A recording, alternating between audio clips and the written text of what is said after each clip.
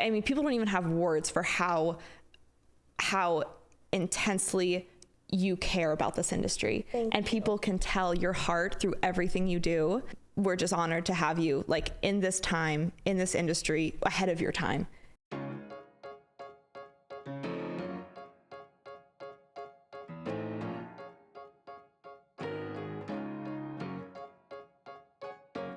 Hello, besties. I'm your host, Maddie Morris. And I'm Elliot Morris. And today we have our special guest. Hi, my name is Michelle. And welcome to My Lash to Brain Cells. We did it, you guys! So fun. It only took like 3 practices. Yeah, it only took 3 practices. Easy peasy. Yeah. As you guys can see, we are both dressed in pink. PLA pink. PLA pink to celebrate the occasion of having Miss Michelle here. Thank you for having me. I'm so excited. I'm so honored.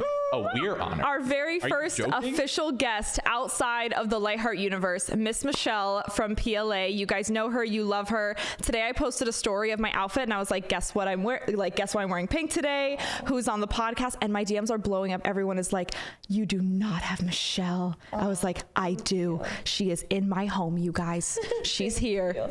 This is like the cutest setup. So like I do a lot of podcasts and when I showed up here, I didn't expect you guys to literally have like a space at Alpha Podcast. Yeah. Which is pretty impressive. Yeah, and Maddie have on her pink. Oh, yes. PLA like belt back. Oh, of course. Yeah, pink looks great on you. We love it. Thank you. We love it. I'm so excited and I'm so honored because I know we talked a lot like online before, Instagram bestie. Yeah. I talked with Elliot a lot about business, but I told them and I want to share on the podcast. I met Maddie and Elliot for the first time last year. Yeah, 1 year ago. Premier Orlando. And I've always seen Maddie's ads before, like all over my Facebook. And I'm like, who is this gal? And then I met her in person and I sat in her class. And I have to say, you are probably one of the most relatable, good public speaking person that I've ever met. And like, I just want to sit in your class for like the longest time. I went home and I told Caitlin, I think I found my favorite person speaking on stage. Oh my gosh, you guys. Because like I reach out to Maddie, I was one of those like weird, like creepy people. It's like, hey Maddie, I was in your class. It's rare that I cry within the first 1 minute, you guys. So, but I might. Yeah, no, but I thought you was such a relatable person too. When you share your story, I could tell that not only you're a good storytelling person, but you tell it with your heart, and then I get to know, your journey and what you guys done and how you guys got there. And maybe I'm just a sucker for a love story, but you guys have beautiful stories, and you were so good on stage. So yeah, so hence why I'm here now. Thank you, Michelle. That's so full circle that we're speaking together. It to all of our friends. It is. Yeah, no, when the IOE announced that the keynote speakers, I looked at them like, be in Maddie's background pretty much. Yeah. That means the world to me, really Michelle. Yeah. Thank you. Yeah. I'm also very excited for this episode. In case you are living under a rock and you have not looked online. Yeah, she needs no introduction. She needs no introduction, but I'm going to give one anyway. In case you found out about lashes 45 minutes ago, we're going to tell you who Michelle is. Michelle is the absolute biggest baller in the lash industry. She crushes every single thing she does. Everything she touches turns to gold. Truly. And if you ever have the opportunity to meet Michelle in person, please take it up. Although maybe we shouldn't say that because then you'll get swarmed at every event you go to. Yeah, but she'll need to hire bodyguards. Yeah, she'll have to hire bodyguards. But I think she'd like it. She's the nicest person that we have ever met in the lash industry. I love Michelle so much, and we are so excited to have her on our podcast. So without further ado, I have some pressing questions. Let's do it. The woman of the hour. I need to get answered. Let's do it. I'm excited. So number one, I think one of the things that you do the best is hiring. I think you are extremely, extremely good at hiring. And I think it's something that everyone in the industry could learn a lot from, whether they're someone who is thinking about hiring employees to maybe help take some of their clientele as a lash artist, or hiring employees to help them with marketing or other taking some of the load off of what they do as a lash artist or as a salon owner, or we have some brand owners watching. And obviously, if you own a brand or you're starting to sell products, you're going to have to think about hiring. So I think the first question that I would love to know is, how do you find and pick talent, and how do you determine they're a good fit post hiring them?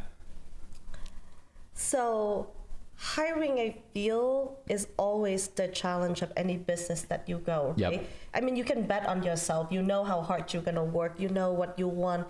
You know what you're capable of. And the issue is a lot of people showed up at interviews so well. Yeah. Like, they showed up at the interview and you're like, oh my God, This person is incredible. You are my person. Yep. And then they showed up at work and you'd be like, wait, what happened?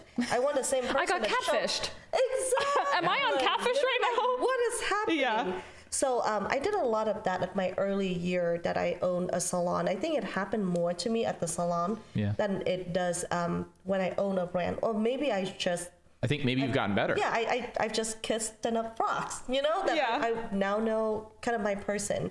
So usually when I hire a person, I kind of have them come in and then they kind of talk and they ask questions, not necessarily about business, not necessarily about what they do.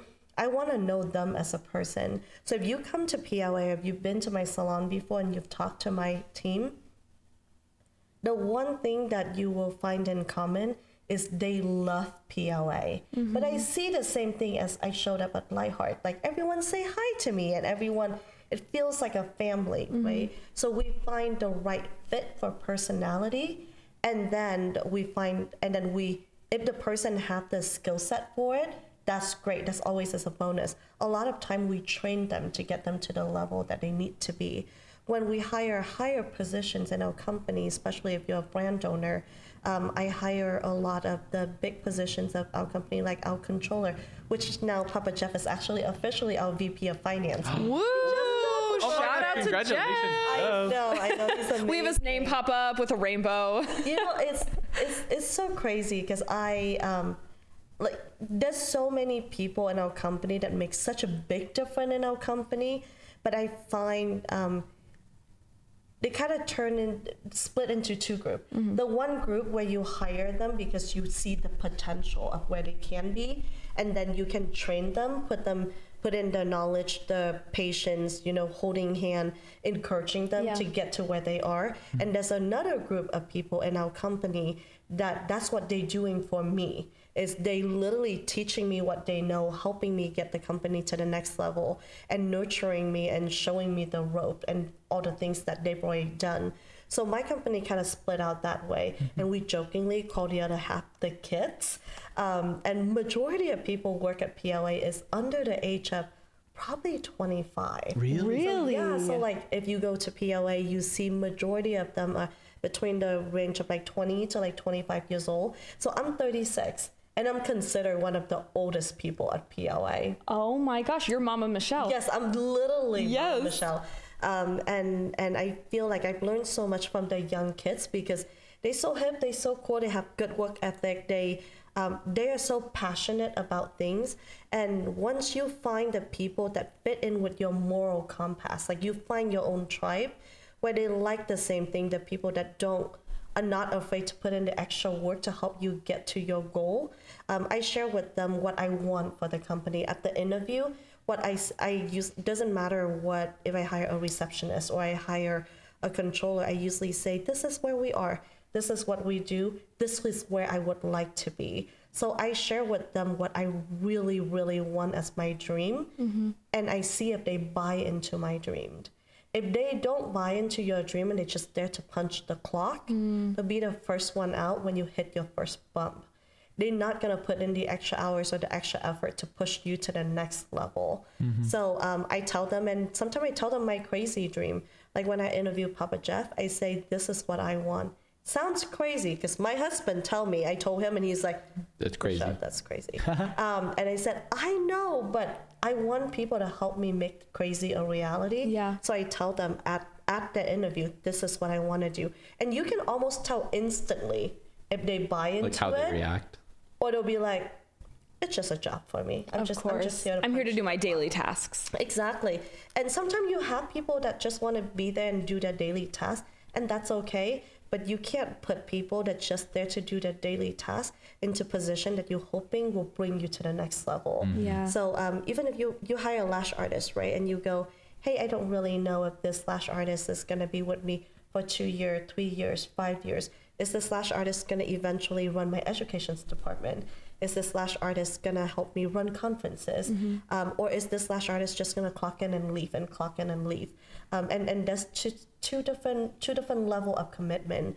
I love people that commit to the company, but I commit to them and their growth too. And that's how we kind of build a team.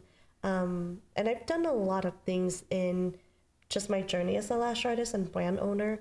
And I say I suck at a lot of it. But what I think I do the best is probably hiring and growing my team. And then they grow me. Yeah. Which is helpful. That's awesome. Yeah. I love that. What do you think are some of, like, other than, you know, sharing your vision with them and kind of telling them where you hope that they can help you get to, what are some other, like, questions that you like to ask people, like, when you're interviewing them, to get like a feel for, especially with the like the kids, how do you kind of try to suss out whether they're going to be someone, because obviously they don't have, you know, all the skills they need yet, but how do you figure out whether they're the kind of person who has like that drive inside of them that they are willing to learn and put in the time and actually are going to be someone who's likely to commit to the company and commit to helping you succeed? So my type of people are problem-solving people. I love problem-solving people, where I usually ask them, like, hey, if you have this happen to you, what happened? What's the most challenging things have happened to you, and how do you solve that?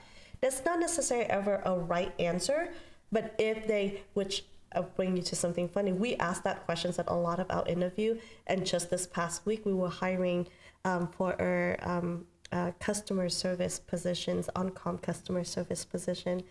And we ask that questions on the phone. We do a phone scanning first, and then we bring in, you know, the people that we like, oh, maybe to an interview in person. And our HR asked that questions like, hey, what was the most challenging things that ever happened to you, and how do you deal with it? How do you troubleshoot or like problem solve? And they hung up on her. What? That's awesome. Like they hung up on her. That's insane. And we like, that's actually insane. That's how you problem solve. You quit. Well, problem solved. Yes, yeah. Problem solved. If I don't listen to you anymore, problem solved. You're kidding. I'm not even kidding so you. Funny. I was dying. I was rolling on the floor laughing. They're like, I was not expecting a question. Yes, I was just like, whoa. That is whoa. But that's how you know that's not the right person. Yeah, right. That's a great Because the first problem that they run into, they're gonna be like, whoop, not my circus, not my monkey. Yeah. Yeah, and I feel like if they have the skills of problem solving, you can train them to do just about everything else. I ask them about what they want to do.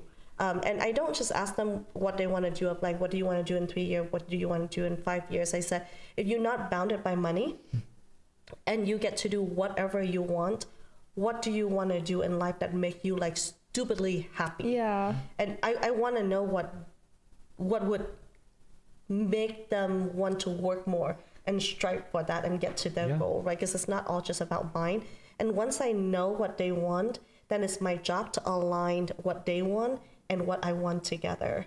Then we'll get to the same goal. I find that's how I get the best employees. My employees that I feel that they are diehard PLA, that if something happens, they would literally lay down and make sure that they'll get our companies to, you know, to the next step. Those are the people that I know their goal. I know what makes them tick. I know what makes them happy.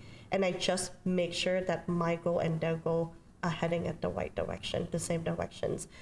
So I usually get to know them and say, and sometimes people are scared to tell you. Yeah. Because sometimes people are like, well, I'm here for a customer service job, but truly, I really want to do graphic design. That's what makes me happy. But I can't find a job to do that right now. So this is why I'm here interviewing with you. It's kind of like that scene from High School Musical. Do you remember High School Musical? I never watched any of those because I didn't grow up here. So yeah. Oh my gosh, Yeah. Michelle, you need to watch High School Musical. Tell me, what am on I your next missing? flight. It's kind of like when the whole basketball team, they were all just basketball players, and then they said, "But what do you really love to do? Who really are you?" And that one guy goes, and then Troy Bolton says, or no, the Zeke or Gordon Blue. And the one guy's like, "I like to bake," and then Yes. and it's like this groundbreaking moment, and they all have like this secret talent. Yeah, but it doesn't The matter secret what passion. what they want to do 5 years from now, right? It may not fit what you want to do Yeah. right now, but that's okay. You because want to if know their talent. You want to know who they are. But if you encourage them and you say, great, you love to do graphic design, this is what we're doing right now. But if you know that when you have a graphic design spot, guess what? You have a person They're the first one to in-house fill where it. you do that. So within our company, I shared with you guys earlier, we promote within our company. So we have people move from our warehouse to marketing team. Yeah. We have my personal assistant. She used to be my personal assistant. Now she works in buying and sourcing. Because one day Oh. she just came in and she's like, hey, Michelle, if there's ever an opportunity, this is what I would like to do. Yeah. And those are the people that are the most loyal to my company. We may disagree and we may bicker and we may don't, see eye to eye on certain project, but our eyes are on the same balls because they know that if they are loyal to the company, they work hard. I will do everything in my power to make sure that they also get what they want because Yeah. I want them to stay. Yeah. Like having high turnover is so hard on business because then you train someone new every day. You don't know if they liked you. You don't know if you like them. And Right. it's just so hard. It's just so much easier to work with people that you know and have and promote them within, for sure. That's so funny because that's it. Honestly, it makes me feel very, very smart because it's exactly what we did with Perla. Yeah. Because Perla is Perla is she's editing this right now, so just don't listen to this part, Perla. because she gets Turn it really off. red and She gets red. embarrassed Oh, when people her whole hype her face up gets too red. much. And I love giving people compliments and words of affirmation. Perla, she gets so red. She goes, no, don't. But sweet. Perla, She was adorable. Oh, yes. she's the best. Yeah. So cover your ears, Perla, because we're cover going to your be ears. complimenting you for Yeah. the next 5 minutes. She is not just a star employee. She is the light in Lightheart, the She's perfect incredible. employee. And we found her just like that. She worked for the coffee shop. She put in a resume with Caleb and got hired as a barista. We don't have anything to do with the coffee shop, managing. They're two separate businesses. Yes. So I walk into work one day and I see Perla's sweet little face. Hello, Miss Maddie. Can I get you a drink? I go, who are you? I'm Perla. Yeah.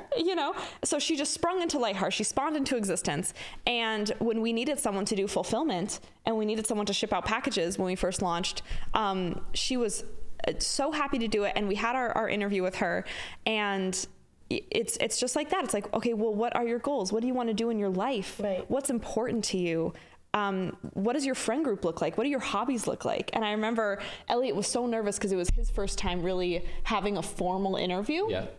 And Elliot's in charge of hiring. I'm in charge of firing in the business. See, I would think it's the other way around. Wouldn't you? Would think Madison's way better at it than me though, at firing. I'm great at firing people.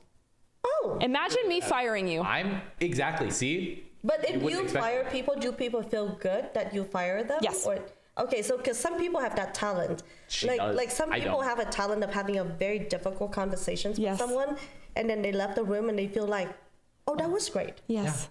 I That could make a never. lot of sense. Everyone I have fired, we have remained friends in our lives. See, I don't have that skills. I feel like if I have to talk to someone about hey, this didn't go so well, I literally feel like I feel sick Oh, about Yes. it. Oh, Yes. I can't do it. And then I'm like, why are you such a wimp? Just do it. It's okay. Oh, I don't like doing it, but But she's very good at it. I am very good at it. See that you guys balance. It balances each other out. And so Elliot's very discerning when hiring, and I'm a very good peacekeeper when firing. Okay. And so when he hired Perla, I remember that was our first formal interview, and we really just got to know what do you want in your life, Yeah. and why do you want to work for Lightheart? And I remember she was just I just and I'm inspired by being around Lightheart because of the power couples. I look at you and Caleb and Mariah, and I look at you and Elliot, and that's who I want to be around. I feel comfortable. I feel inspired, and Yeah. And she's also very young. She's in college. Yeah. And she just liked what we had built. Okay. And so she was bought into the vision of Lightheart. And so we told her, we're hey, this is these are the jobs we have right now. This is what we need help with. We need help with fulfillment. And also if you are willing to learn like DaVinci Resolve and how to video edit, then we would love for you to edit our podcast. Right. And she was like, I'll learn that. Absolutely. And so her daily task might be editing videos, packing boxes and making coffee. But literally, I see Perla in 5 years doing whatever she wants to do. But that's the kind of people that you want, right? Absolutely. That's the people that you put in your company, and they may take out the trash. They may, Right. fill this up. They may package this. They may have to get the podcast place ready and mic everyone and stuff. But if they stay with you, exactly, and if they stay with you and you build them up, and then the next job opportunity comes, they'll get a promotion, and they'll get a promotions, and soon enough they'll run a company. Like Caitlin came into our company. Caitlin came in as marketing, not manager, because that was just her. Yeah. It's just her. And she came in and she does marketing, and she write email, and she write captions, and she film video, and she pack orders, and she figure out where do we put boxes. And then she start running a team, become the managers, become the director, and now she's VP of marketing. And she got there obviously with all her own talent, but she's grown with PLA, and I would trust her with my life and my company, and I would never go out and say, hey, I could hire a VP of marketing that have experience running a business that's, a Fortune 500 companies that they don't know me. Right. They don't love me. They don't have No, your the heart team for PLA. rides for you, Michelle. Yes, they bleed pink. Literally, and I don't know what I do to deserve them, but I literally feel I trust these people with my life. And she started with literally a tiny desk in my small, like she used to go to my mom's house, so we would write caption, because PLA started in my dad's garage. So then she would be literally sitting at my mom's kitchen and writing captions, and my mom would feed her egg rolls. My mom would be We'll work for egg rolls. Literally, my mom is like, hey, you come over. Like, I know you don't really get paid much, and honestly, a fair trade. Teach you instead. Right. So that's where we are, and those are the people that I literally trust with my life. So, trust with my children. Yeah. No, I mean, you say you don't know what you did to like deserve them, but I think you just described like what you did to deserve those kind of people is like you're actively like rooting for their best interest, and you're like investing in them, and you make it very clear, I think, that you want to do everything you can to help them succeed. And so then I think it's just like human nature that they would feel like the same way about you. I think so. I think we do have a great relationship that's besides just being friends. She's my best friend. So we work together, we bickers every day, but I think we trust each other, and trust is hard to have in business, because everyone at the end of the day still have to take care of their family, but we trust each other enough that that we know she know I got her back. And I know that if something happens to me, she will have mine. And those are the kind of employees you want to build, right? And they become a part of your family. Those are hard to find. They don't come every day. You're gonna run into a lot of employees where you're like, what the hell? Like, what happened? I thought we have an agreement. But also, if that happens, that's okay. Those people are not meant to be in your life, and that's okay. You just have to let them go. And the longer you hold on to them, the more you're doing a disservice to your business and your company. And I think that's what a lot of people don't understand. They have people in and they say, I don't think she's a good fit. Like, we're fighting so much. And this is not working out. And I'm like, why are you holding on to them? Why are you not letting them go so you can find your right person, your own tribe?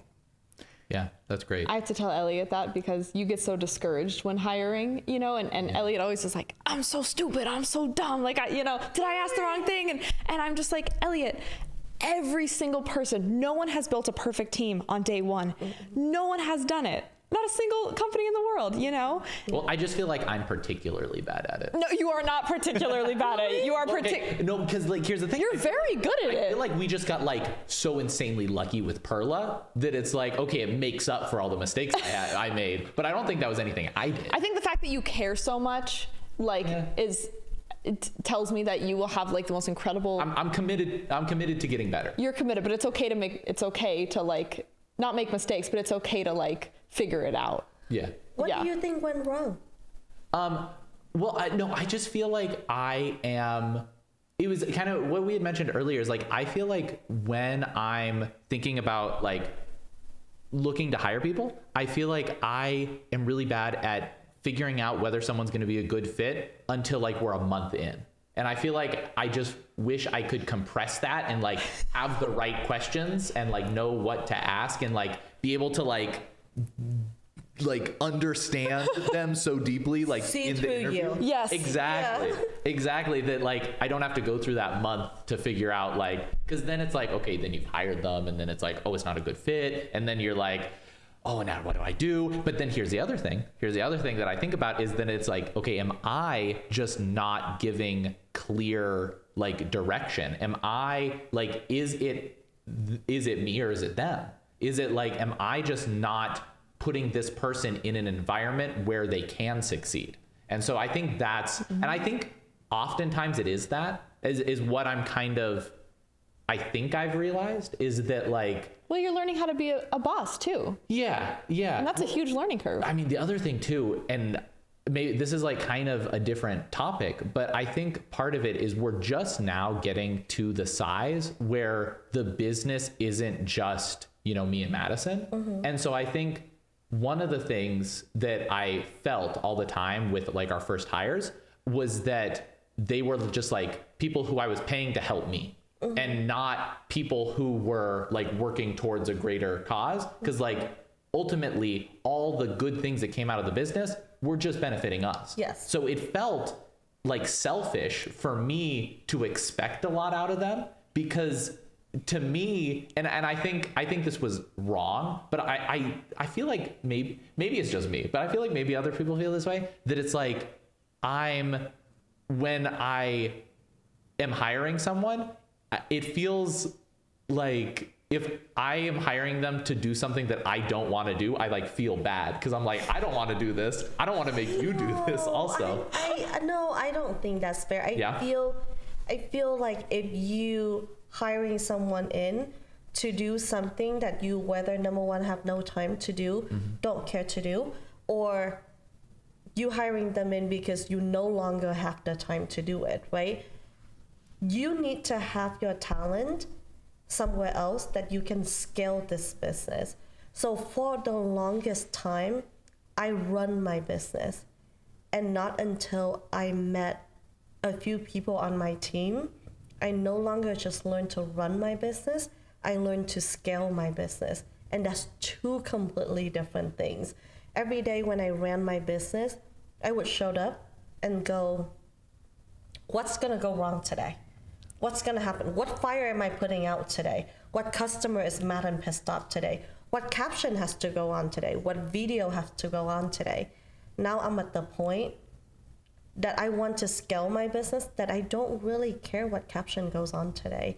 I have a team that's great at it, and I tell them I want a video that goes on a day, a picture goes on a day. Let me know if you need help. And they make that happen. And I have my time where I go and say, hey, my business is making X amount. How do I make it grow an extra 40% by next quarter? That's where I'm spending my time. So I learned that, oh my God, for 3 years, I run my business and it grows because by the grace of God, it grows and I have a good team. But God, if I really know how to scale my business from the beginning, I would have gone so much farther than I do. So Jeff is the one that taught me this.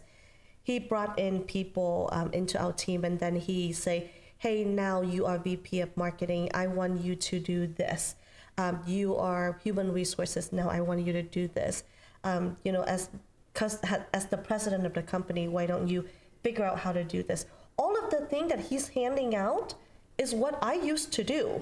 Yeah. So for like a minute, I'm like, wait, I'm out of a job. Like, wait, am I not doing a good enough job? Like, what the heck? Michelle's like, did I just get let go? Exactly. Am I an unpaid intern? Am I fired? Am I fired, Jeff? At the moment.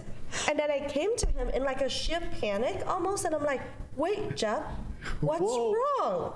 And he's Why'd you replace me? Michelle, your job as a CEO is I want you to do nothing for your company. And I was literally, I'm like, dude, like, hold on a minute. Yeah. You're like, He's like, And I was just like, wait, I thought I've done a really good job getting my company to this point. And he said, you are great. I want you to use all of that greatness and scale your company. So this year's at PLA, our motto this year is level up. Everyone level up from what you do. If you do customer service, level up on your customer service experience. And he literally say, my goal for you is to show up at PLA every day and have nothing to do with the running every day of PLA and sit at your desk and goes, how do I make this better? And it was a light switch in my brain where I'm like, dude, how do I make this better? Because why do I care about a caption that goes on today? I suck at caption anyway. Yeah. I know nothing about SEO anyway, and I have a great team that knows those really, really well. So I literally sit and say, hey, I dream of the sun and the star. And then he go, okay, how do we get you the sun and the star? And I think that's the part that is very important, is to get the staff that want to support you to get the sun and the star. And he never laughed at my idea. Same as Caitlin. Like, I come to Caitlin and I say, hey, Caitlin, this is what I want. Or I go to Jordan, who runs our private label department, and I say, this is what I want for our private label department. Never once they looked at me and they're like, you crazy. And they would say, okay, this is what you want. How do we get you what you want? And then we'll work our roadmap and we work backward from there. So I now have the luxury of sit on my desk and be as busy as I want to be, or sit there and drink tea for 2 hours dreaming about whatever I want to, and then go back to my team and say, how do we make this happen? Yeah. And that was the first real moment I feel like I was a CEO. But the longest time I feel like I was just running this company. I showed up and make sure that my head is not on fire every day. And I think not until I brought in the people that show me that I'm capable of more and allow me to do more and take care of the things I don't want to do, that's when I was like, okay, this is different. Yeah. This is great. I panicked for a minute because I was like, wait, did I suck? And I probably did. No. I probably sucked at a lot of things that they could have done better. But the struggle of letting go and power of letting go is huge. Oh, there might be a woodpecker. He comes and... If you guys hear gunshots in the background, it is a woodpecker that pecks this window every single day when I'm in here. I just saw him. So if you hear... I was just like... But I don't want that to distract from the fact that was like the smartest thing that has ever been said on the My Lash 2 Brain Cells podcast. Clip that, Perla. Like, clip that, Perla. Like, honestly, that was like a light switch in my brain when you were saying that. I was like, I feel like I'm on Dr. Phil. I feel like you just reframed. Thanks for fixing Elliot, Michelle. About my job. But I feel like I didn't know. I honestly thought that I was doing such a great job at my company. I thought that I was doing everything I supposed to. And if I sat at my desk and I was not writing with both of my hands, typing 100 miles a minute, doing something, then I didn't think I was doing my job. Yeah. And then one day I was like, wait, I could do so much more than, and I learned to delegate. It's something that I really was not great at. And once I delegate and they do it better than I do, I was like, why did I fight for that? I don't understand. Yeah. I didn't even like doing it. And they loved doing that portions of their job, right? So so I think for you guys, I mean, obviously, your launch was a mega massive success. I loved watching it. I've talked to Elliot, I DM'd Maddie, and we talk about like launching products, I feel like we share a love for making good products, right? And a love for good education. Yeah. And I think the lash industry could really use brands that care about people, that do business smart and not just grinding their way through it. A lot of, I think business owner in our field doesn't have the business background, that they just work really hard and grind their way through it. I did it for years, and I could tell you this light switch didn't happen in my head until like a year ago. Wow. Yeah, so like 4 or 5 years. It's all up from here. I hope don't know. I hope, but I would probably say this is the happiest I've been running my business. In 17 years of being in the lash industry, this year is probably the happiest year that I've been, where I know I'm capable of more. Yeah. And so hopefully I'm going to do more. That makes me so happy because you deserve it. Thank you. You deserve that light bulb moment. Thank you. It took me so long to get the light bulb moment. Yes. And I was so scared. I was just like, oh, I do not want to be one of those CEO that does nothing and, travel the world and do all of that. I love working. Yes. And to be quite frank, we had a few offer to buy PLA the last few years, and my husband always come talk to me about it, and he's like, Michelle, listen, girl. This is girl. I don't know what you're doing, but we could be on a beach. Yeah. Teach our He said, Daddy could be in Bora Bora. I could get a Lambo. Yeah. We could homeschool our kids, Yes. take them all over the world, live in a van, we'll do whatever you want. And I always looked at him like, then what would I do? Yeah. I'd be bored to death. I think I would pick a fight with you just because. Just for fun. That's my new job. I'm so bored now. Yeah. So now, but for a while, I feel like we would just slowly grow, and I would just run with my head on fire every day. Mm-hmm. And last year was when I go, okay, I could actually make crazy planned, and I could potentially work on making that happen. Yeah. I love that. One thing that I think is extremely valuable that you and I have figured out, and Michelle has done very, very well, is rather than giving people like a list of tasks and micromanaging every little thing they do, you have a motto for your business that year. And you say, hey, like, level up. That's our motto. That's at the forefront of your mind. Everyone is leveling up. Yeah. And so every year we've been setting on like these little intentions for everyone. And so that our employees, when something goes wrong and they have a fire to put out, rather than saying, well, Maddie gave me these tasks and this is what I do. Like I told Perla this, I tell Katie this, I tell everyone this. I say, speed is king.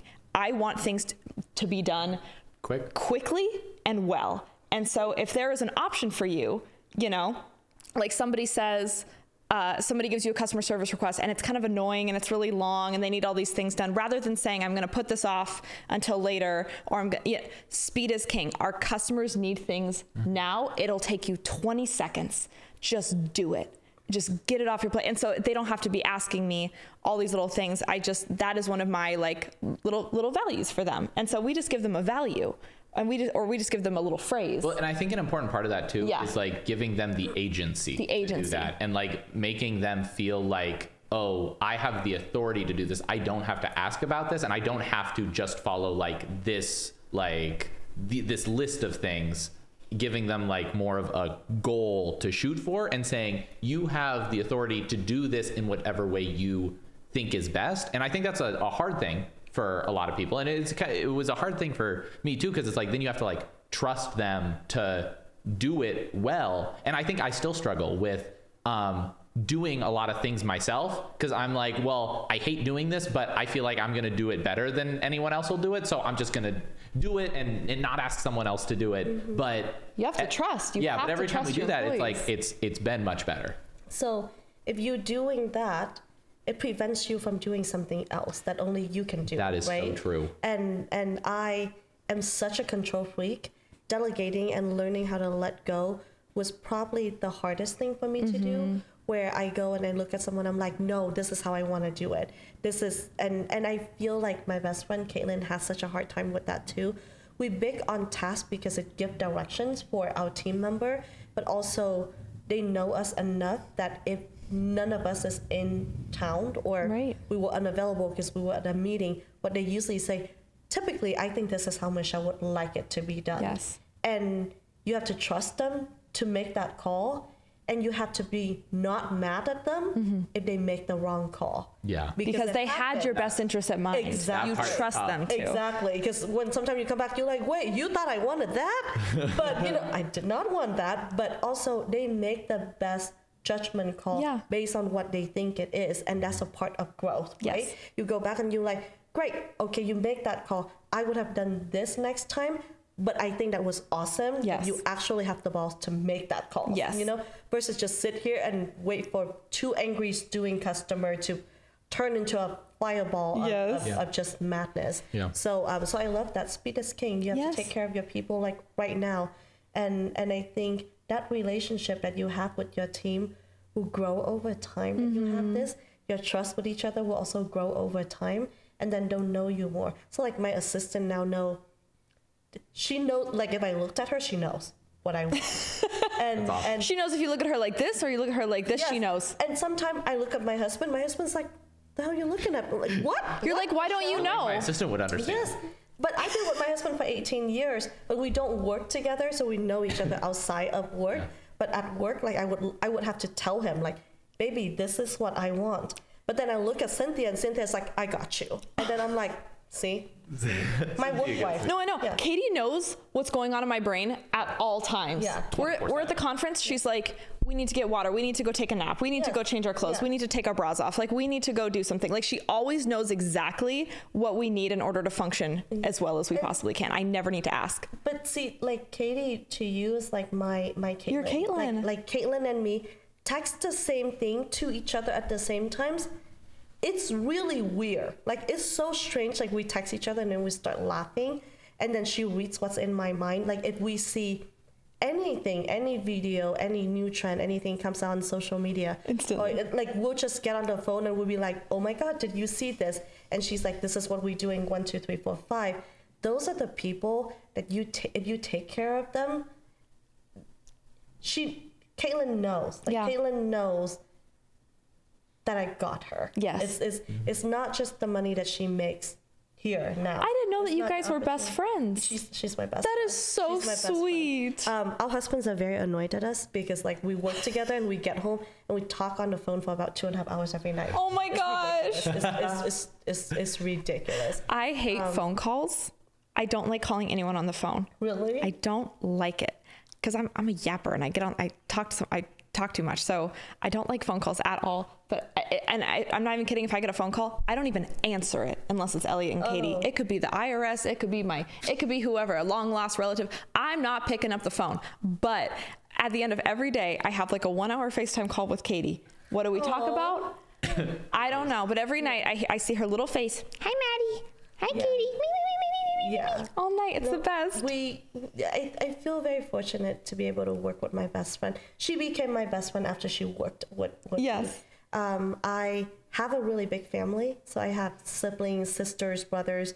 So I have friends, but I never had best friend. Right. Because I never have time for them. Right. Between running a business and then when Caitlin started working there, and because we spent so much time together, we became best friends. We talk about work so much that our husbands was kind of annoyed with us, but also it doesn't feel like work for us. No, it's your life. So he's like, oh my gosh, did you see what happens today? So it's a little bit of both. Yeah. I love that. I was talking to Paul from Lashcast, and he had mentioned, he was like, because we were both talking about how good you were at hiring. And he was like, yeah, Michelle made like one hire in her marketing department and it like doubled your business in like 6 months. Was that Caitlin he was talking about? So we made so many hiring that make a big impact on our bottom numbers. And we made a few, but I would probably say the biggest one was, so this is back in 2020. I have just moved out of my brother's like first floor of his house. Like it's smaller than this. So we moved from there to like the first location, the first building that I got, 4,000 square feet, very small. And I told Caitlin at that time, who was working literally for trade and egg rolls that my mom made her. A fair trade. Yeah, pretty much. Yeah, pretty much. And I told her, and she has a good job. She worked for a company. She had like a big girl job. Yeah. And I said, Caitlin, would you quit your job and come work with me, at PLA? And she laughed. She's like, girl, this is, I love you. I like you. I like your mom's egg roll, but I can't quit my job to come and work here. Michelle's like, listen. Yeah. We'll double the egg rolls. Yeah, I was just like, true. But she was just like, this is not a real thing. And I said, no, this is, I think I could make a living doing this. And I would like you to work with me on this. And she said, okay. And I come and say, how much would you need me to pay you to quit your job? And she comes and tell me how much she was making and how much does she want. And honestly, I could not afford her at that time. I was just, Michelle said, why are you such a baller? This is more expensive than I thought. I did not know that you were making that much money. And I was just like, but I know deep in my heart, I know I needed to have Caitlin coming over to our company. So I took a pay cut so I could bring Caitlin on. And when Caitlin was coming over to the company, it was such a big leap of faith for her too, because she was growing in her company. It was a really big company. Wow. She worked for a massive company. And when she came over, she asked me, what is your goal? So when she came over, I think we were doing about, it was like year two of PLA-ish, of PLA. Really, real first year in business, because I just got out the garage. And we were doing around like 500 grand a year at that time. And she asked me, what is your goal? About 500 grand a month at that time. Oh. So yeah. A little different. Yeah, 500 grand a month Yeah. at that time. And I told her, she asked me, what is your goal next year, like for me to come in? She came in December 2020. And she said, what do you want next? What's your next big goal number? And I said, I would like us to hit $1 million a month. And she said, okay. She came in December of 2020. By January 31st, we hit $1 million. So within she said light work, Michelle. Within 45 days, she doubled what we sell in a month. Sing Rainbow. But Caitlin works the speed up light, and Caitlin is greedy. Caitlin doesn't like that I use that word to describe Caitlin. Caitlin's like, that sounds so bad. And I said, no, Caitlin, in business, having good business sense and be a bit greedy is good. Because if you don't know what you want, how the heck do you strive for it? And that's when I told her that Caitlin almost never miss a numbers that I give her. And it doesn't matter how crazy it is. She literally write the number down on her goal and she worked backwards. She say, how do I get you there? And she does that. So she double our sales number within 45 days of being there. That's crazy. She's got that dog in her. Yeah, and then within the first, and then we grew about 330% year over year for 3 years in a row when Caitlin came in. And then I just like, oh, not only I had to worry about, I didn't have to worry about how much I pay Caitlin, because Caitlin paid for herself within the first 3 days that she was there. She said, oh, I'll pay for myself. She was, exactly. But that's what Jeff taught me, was never be afraid of how much money people are asking you to pay them. Ask them, how are they going to earn their money? How are they going to pay for themselves? If someone comes in and asks you to pay them 6 figures, I'm happy to pay you 6 figures. If you can tell me, how are you going to earn your 6 figures? What can you do for me? I don't want to find people that just execute my vision. Yeah. I want people to come in and tell me, how do they make my vision better? Right. And so far, I feel like a lot of the position in the company or Ashley, like we brought in Ashley. Love Ashley. And Ashley is amazing. And she come into the company, and after a couple months finding her footing, she come to me and she say, Michelle, this is what I want for the education department. This is all the classes that I want. This is, the things that I really want to build and stuff. And I said, great, Ashley, go do it. Yeah. And she has really blossomed, and she's amazing. And she write a lot about curriculums, and she built all these classes. She go into the back of our Kajabi and she figure out how to streamline all of our process. And I'm like, I didn't even know that was possible. But I think if you give people the opportunity to and encourage them to grow and tap into their zone of genius, it helps you. Yeah. Because it's amazing. I look for people that makes me better. And that has been probably one of my biggest wins in building the Lash brand. Not that we gain new customer, not that we, sell X amount of dollars, because I feel like sometimes you lose a little bit of customer, sometimes you gain some, but I feel like having that team, they make my business so much better than I thought it could be, for sure. Yeah. That's so good. I love that. This is like, I'm so glad we're recording this, because I'm like trying to soak all of the I'm always like, Elliot, write that down, write that down. Literally. And I'm so glad I don't have to, because we have it on 3 SD cards simultaneously. Yeah. I think that put a really nice bow on the like hiring people conversation. So I would like to move on a little bit to a couple other topics that I have.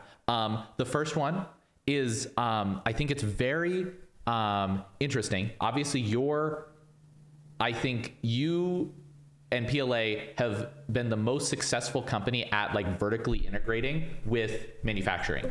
And I am really interested in kind of learning more about like, at what point did you decide that like that was the right direction for you to go? Because obviously you didn't start with that. And how did you go about like even starting to work on that?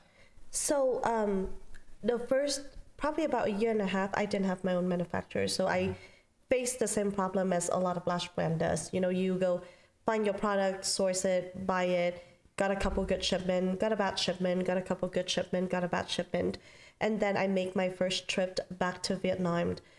When I looked at the lash industry in Vietnam at that time was very tiny, small baby.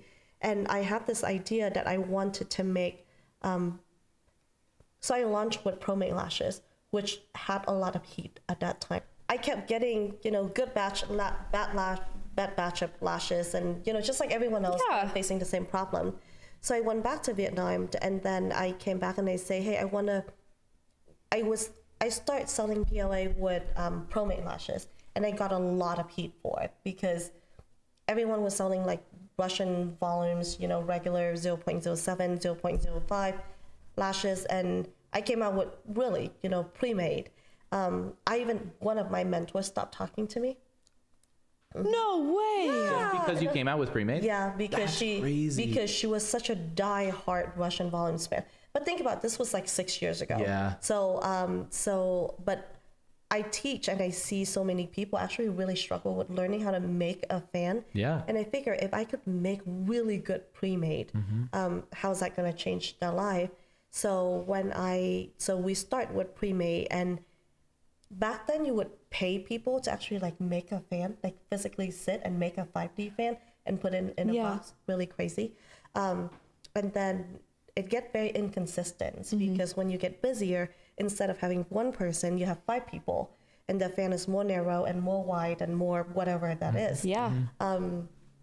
Then you can't sell product if it's not consistent. No, not at all. Because people's gonna come back and say, but last time it was like this, and now this time it was like this. And you say, what part of handmade, pre-made fan did you not get? Do you want them handmade or not? Handmade, but those hands to be like robot hands. But like perfect. Yeah. I want it handmade, but I want it perfect, and I want it exactly the same time. So like all the things. So then I was just like, oh shoot, this is not gonna work.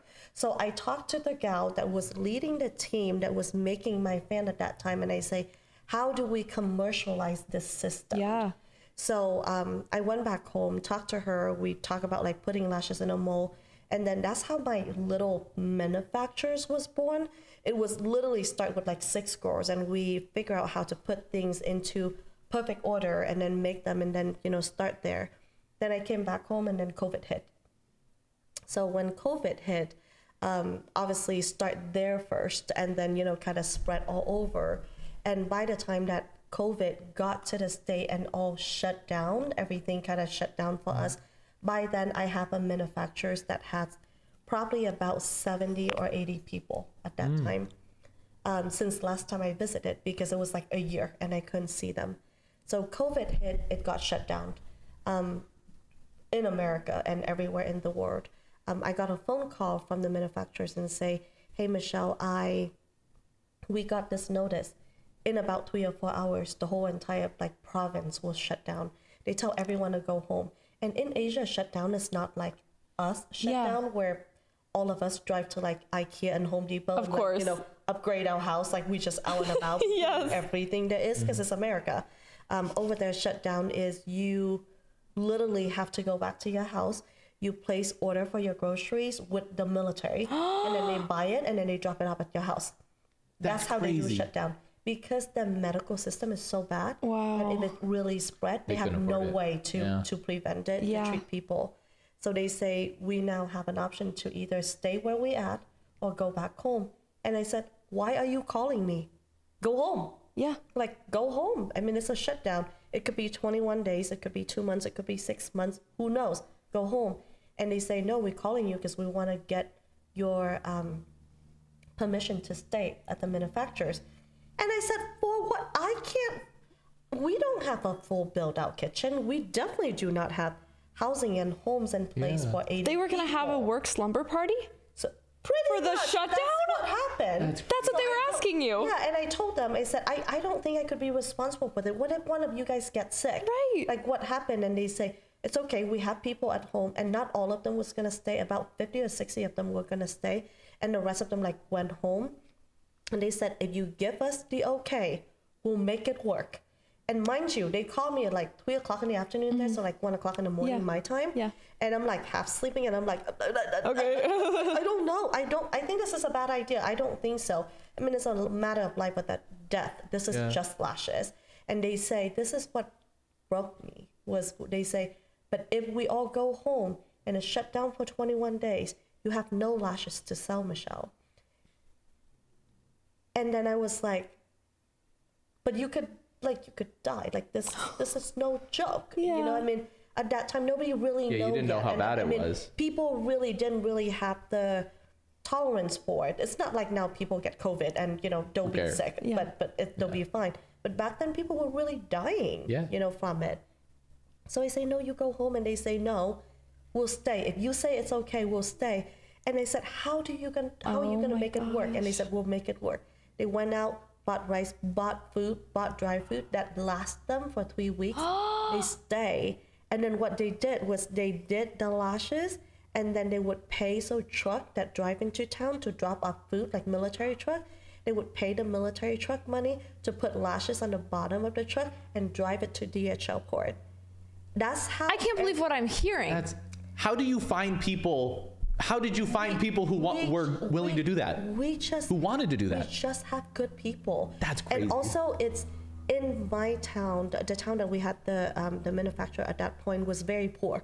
It was very poor. We took a lot of women out of farming. Yeah. So they did farming. They did very harsh working conditions. So to them, working inside was a good job. So when that happened, a lot of lash brand kind of shut down during COVID because they don't have inventory. China was completely shut down. Yeah. Vietnam's lashes was coming out very, very little, and people didn't have any way to get lashes. And like it or not, women still was getting the lashes done during shutdown. Absolutely. Yeah, because they were just like, come to my house and do it.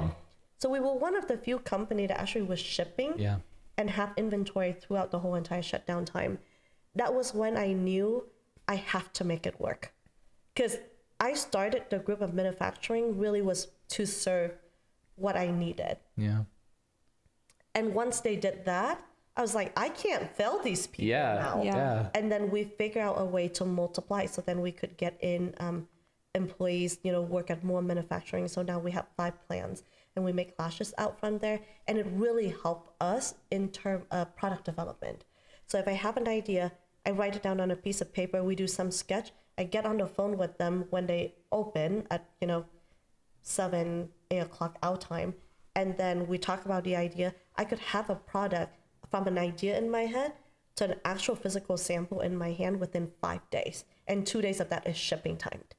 Wow. That usually is a 6 months process. That's Definitely. crazy. Especially a new product that never exists. Yeah. And that worked for us really well. I don't think we would have grown as fast without the manufacturers. Yeah. Oh yeah, absolutely. Because I mean, just having your turnaround times be that fast. Yeah. You're taking, every time you do a new product, you're taking 6 months, compressing it down into like 2 weeks. Yeah. Then you're able to, I mean, that's the only way. You never would have gotten to, you have like 5,000 SKUs now? Yeah, we have a little bit over 5,000. Yeah, there's no way you get to that without having that quick turnaround. No, and I think it allows us to be fun, right? Like if we want to make this product and we want to make 1,000 box of it, and I don't know if it's going to sell or not, if it's going to be a hit or not, I have the flexibility of like, let's make this because I think it's fun. Yeah. See if it's a good hit. Michelle's new idea. You don't have to order like 10,000 units with your manufacturer. You don't have to make 10,000 units in order for you to bring that products in. Michelle's new idea is Jeff's favorite and also most terrifying term to him. Because he's like, what now? What do you want to sell now? Wait,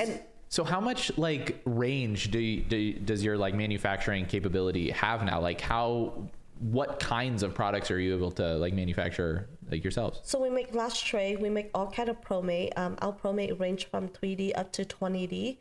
We do them in all different curve. We do flat, brown colors. You kind of dreamed it, and if we have them in raw material, we can make them. That's crazy. Much. Yeah. That's awesome. Yeah. So what was fun. What was Michelle's new idea that you went to Jeff? Oh, so I want to bring in like a whole range of brown. Like I want to make everything that we do in brown. Yes.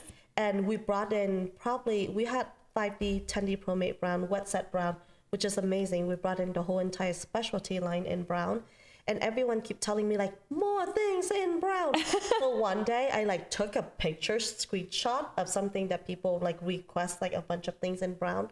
And I slack it to Jeff. I send it to him. I'm like, Papa Jeff, They want kindly, this is what more they want. options. And he's like, can you guarantee me like 2,000 people is gonna buy and not like 10 people?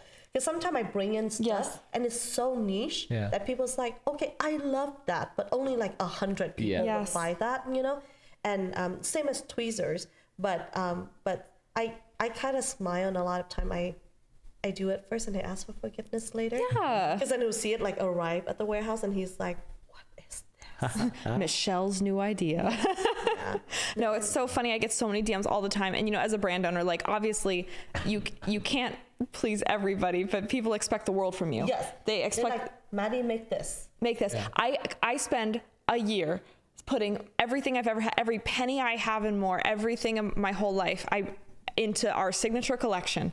1 diameter of lash, 2 good tweezers, 1 glue. That took it was a grueling process for those little signature collection. And immediately as we launch, I get a DM. Hey, can you please come out with, when are you coming out with 0.07 YY lashes, 50 rows, and I want them in green, and I want them tomorrow. I have a full set. Yes. And I'm like, so I'm never gonna do that.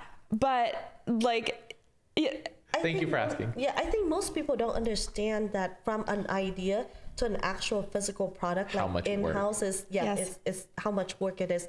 Think about the clothing industry. yes. In order for them to launch Christmas items that are on the shelf 3 weeks before Christmas, in order for them to do that, most company place that order in probably early February. Yeah. Yes. So like 2 seasons ahead of Yeah. time. Oh, absolutely. If you place that order in late summer, you missed it. I have such a new respect for brand owners now, because I used to be that way when I was a consumer of You're lash like, products. Are they out of stock? I'd be like, why don't they have this tweezer? Why don't they have that glue? Like, why are they only 1 diameter? Are they just lazy? They're not going to come out with more diameters? Like, and I always have this joke. I go, if I even have the slightest idea, Maddie's fun idea, 9 months. 9 months. Everything is 9 months. You're having all these Build different... out 9 months. The building, products, 9 months. everything 9 months. 9 months. Is everything that we have, like we have a couple projects that's in place now that's launching the next couple months, and one of them has been in the work for 1.5 years. Yes. And someday I was just like, why am I just dropping money in this great big hole? But that's something that I want to ask you guys. A lot of my friends that own lash brand just describe this business. The money you spend is just throwing it into a great black hole. Do you feel that yet?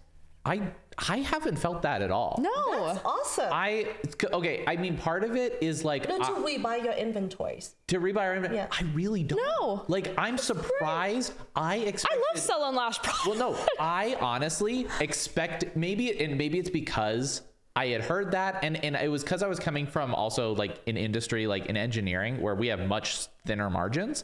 Like, Okay. I was expecting it to be way worse. I'm like every day surprised by how much like free cash flow we have. Like after repurchasing inventory and making sure, you know, we have like right now, my goal, because we had talked about it, is getting up to like 3 months of inventory like in our hands so that we have it so that like no matter what happens, like hopefully we should be good. Yeah. I would like to get to, you know, on most things like 5 months of inventory, but like for everything having like minimum 3 months of inventory, that's like our next goal. We've projected out like how much that's going to cost. And like, I'm honestly like pleasantly surprised with how the numbers are working out. You know why that works? Because you probably are good with money. I mean, we do take no money out of the business. Like there's also that, like, since we've launched the products, I think we've taken a total of like $7,000 out of the business account, like total. everyone that's listening, that's the hard truth of owning a lash brand. I had the speech yesterday at IOE, and they said, I feel for the lash artists nowadays. They go on Instagram and they see people just drowning in money for some weird reason. Like, this is how we now portray our level of success. Yeah. Is what kind of car do we drive? What kind of house do we live in? What kind of handbag do we carry? Where do we travel in the world? And how much money? I mean, posting how much money you make. The Shopify screenshots kill me. I hate them. Why are we posting our Shopify screenshots? Posting that, it is so, I get that's how much they make, but it is so misleading. It is. For a lot of people where they don't know you don't make that. You don't make that. No, let's repeat. We don't make what our Shopify show. You have to pay taxes. You make 20% of what the Shopify shows. And if it's if you're doing a good job. Right. And if it's a business, especially in like the supplies business, right? If you bring in $100,000 a day, you probably pay 30% of that on your cost. You paying another 20% on your rent. And then you paying for people to pack and pull your order. You pay insurance, you pay taxes, you pay everything on top of it. So when people look at the business, go on Instagram, and they see people just drowning in money, and then they have that wrong idea, and then they start a brand, and then they see the money comes in, and they spend it as they go. So like people just take money out of their business right away. Right. And then when time comes for them to repurchase inventory, they're like, wait, what happened to all the money that I got? So I'm glad that you understand how business number works. Most people don't have an idea how $100,000 could be $10,000 if you don't watch it, and then you have to now take $10,000, buy lashes, and feed the growth. Because you're not just rebuying for the same amount, you're rebuying for more. Yeah. If it works out well, right? Like you have more customer, you're busier, so you have to buy more. And we've planned the whole year because we have small launches throughout the year. Like there was, a tweezer that was going to take 6 more months to make. So I was like, okay, that's going to be our summer launch. And then we're going to have our liquids launch later in the summer, whatever. And so we've been very intentional with like how because yes, you get that first hit, you have that big, exciting launch, but it's like, that didn't affect, Elliot and I personally we try to always live, below our means and, be very smart with our money. And so that when we have to pay for that round of liquids, we have to pay for that tweezer, we're not like, this is a black hole that never ends. Like it's always thought out, and it's, we know what we're going to have to pay for. It's so much money going as your inventory grow. There's so much money sitting there that you have to think about like turning. And I think that's what, if you are a brand that is starting, I think that's where most people struggle with. They put in a certain amount of money and then they go, but I have to feed myself. And then I say, well, then get a job. For the first year, we didn't take money out of PLA until probably about 1.5 years into owning PLA. And then now I get a salary. Woo! Now I pay myself. Mama gets paid. Yes, but most people would think that if I make X amount of dollars, if PLA make X amount of dollars a year, I get to swim in it. I get a salary, I get a paycheck every 2 weeks, just like everyone else. And all of my money sit in PLA account because the moment I take it out, we structure it in a way that we keep the money in there so taxes, not crazy. You're ready to go, yeah.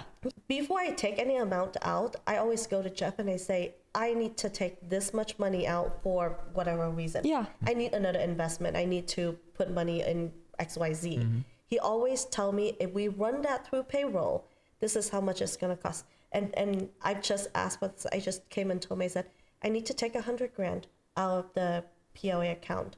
I want to take it through payroll. How much is it going to cost me? Because I want to put that into an investment that I'm making. Yeah. And he said, great, let me test that for you. Put a number into there. Do you know how much it will cost me? 160? 172. 172. Oh my God. For me to walk with $100,000. That's terrible. Isn't That's terrible. It's like mafia. And you live in Nevada. I live in Nevada. You live in Nevada. But if you take the money out, what it goes to is you have to pay taxes, employment taxes. The IRS get a big, all the things. And I said, it can't be. That math must be wrong. I don't. No way. Please rerun it.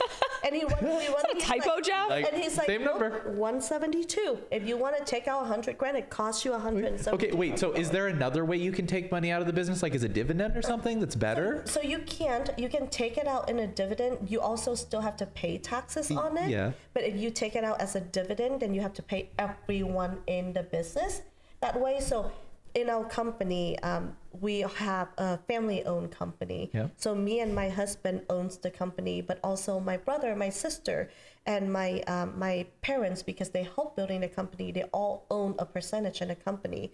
So if you do a dividend, everyone has to take, the equivalent amount of their ownership. Correct. Yeah. So and it was an investment that I want to make that they didn't want to take dividends on. Does that make sense? Yeah. So they don't want to take. They don't want the taxable. Yes, they don't want to take the $100,000 and then get taxed on. Yeah. They're like, I'm good, Michelle. You take that risk, because it was something that I wanted to do. It was a side project of mine. So that's why you would have to take it as payroll. Yes, or you could take it as a loan. So I could go to PLA and say, and that's a lot more tax advantage, yes. right? So yes, but you have to pay interest on it. But you're paying interest to PLA. You paying interest to PLA, but at the end of the day, you have to pay it back. And if you take it out, we'll say if I sell PLA and I get my chunk of money from selling PLA. Oh, and you had a bunch of outstanding I still have to pay taxes for it anyway. Yeah. And then the IRS doesn't love it. It is definitely a loophole for people to take money out by taking a loan. But Jeff doesn't like to do it, because it really opened a floodgate for the IRS to come and say, hey, are you doing honest business? Like, you're taking money out, you need to pay for this. And I tell people all the time, I'm an immigrant. I love this country. I love to stay here. I love not to be deported. Please don't deport me. So I love to do things the right way. Lash 2 Brain Cells official statement. Michelle, I was born here. I'm gonna tell you, I hate them. I hate the taxes so much. I hate. I'm not scared of getting deported.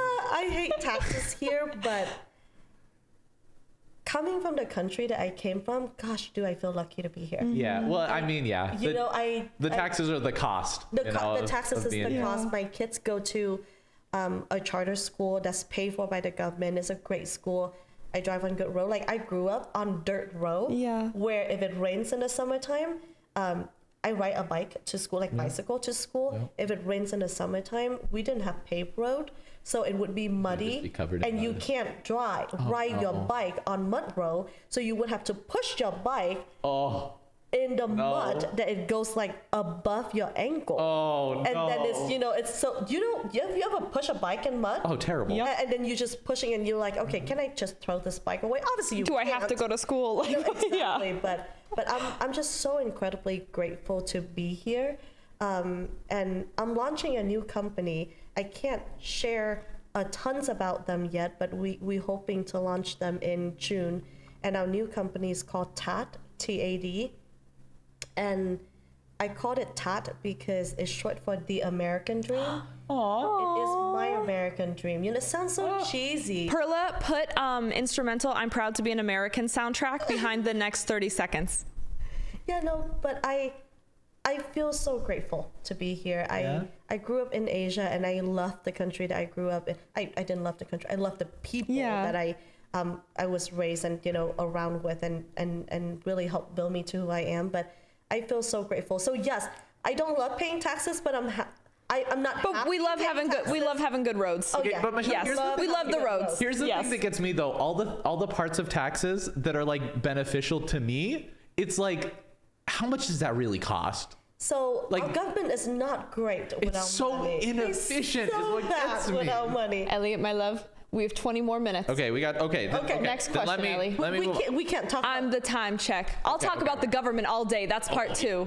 Okay, here's my next one, which I'm very excited to get your input on this, because I think you were obviously, as we had mentioned before, very instrumental in bringing pre-mades, pro-mades into the mainstream in like the American lash market, the worldwide lash market, some would say. I think that was very prescient of you to do. I think you saw a really, really big opportunity that was not being a really big market that didn't have any good offerings in it. Yeah. Where do you think over the next 5 to 10 years, where do you see the industry as a whole going, and what demographics or markets do you think are really underserved in the current state of the lash industry? So right now we are going through, I don't know when is this episode airing. In like a few days. Oh, okay. So then I can't share too much because it won't be happen in a few days. Yeah. But I think even at PLA right now, you guys will probably see an announcement comes from PLA probably as early as Lash Boss Summit in April. We are making things in PLA that I truly think is going to change the lash industry, and I don't say that lightly. Yeah. I think ProMate somewhat shift the lash industry a little bit, but I think what's coming next within the next 6 months to a year will have every brand sit down and reevaluate what they're making, what they're doing, and see, hey, is this the directions we are going to go on? I think the lash industry in the last 5 years has grown, but not have grown in a way that our industry really deserve it. I think a lot of people, we make better version of our products. And I think, I love when people talk about, okay, can we make a product that doesn't exist, that it's not a new style, but functionality literally change how you lash and how you make it better. We could launch, I truly think it's gonna change the lash industry, and I've been working on it for probably about 1.5 years. Wow. And I'm super excited about it, and I hope that brands will look at it and say, oh my gosh, I hope it inspired them to go, I'm a lash artist, how do I make products that help their life be better and be easier? Think about the hair extensions industry. 12 years ago, I got a set of hair extensions 18 years ago, I think 16, 18 years ago. It was horrible. My first set of hair extensions, I paid like $2,000. Oh, yes. My last dime, it honestly made me want to make my head fall off. I cut them out that night. I ripped it out. Yes, I cut them out. I ripped my hair out, and it was so expensive. I remember I couldn't sleep for 3 days, and then I was sitting That was me. That was literally Madison. And then me and my husband was dating, and I came to my husband. I went visit him. I got this beautiful set of extensions on because I was going to go visit him. Yeah. I came to Reno. I visit him. I couldn't sleep for 3 days. I was so mean to him. Oh my gosh. I was so cranky. Madison was mean to me too. Yes, and he was just like, babe, what's wrong? I'm like, can you please just take this stupid hair Oh my gosh. head? So he drove to Sally, and he brought these like tool thingy, and he was sitting on the bed like taking my hair out, and I vouched to never get hair extensions again. But gosh, have hair extensions. Look how far they've come, so far even in the last few years. Madison has some right now. I have my one look row, but she never leaves my head. See, they look amazing. And my natural hair is the same length. This is my natural hair, but I have one row. And Michelle, it's just part of me. I would have never known. It's They the look most amazing. comfortable thing ever. It's like a body part of mine. That's what I want for the lash industry. Yes. I want the lash. I feel like innovations has not been a huge part of the lash industry. And I know, like, I watched your video recently where you say you don't want to come out with like really new things. You want to make the best version of what you sell. And I think that's a part of innovating, right? Yeah. Like, you make your versions to be better. And I love making new things that don't exist. And I'm going to put it out there. I make a lot of product where I thought it would be amazing, and I launch it, and I was just like, oh, it didn't perform the way that I thought it would be. But this is something that in the work for the last 1.5 years that I really think is going to be very different and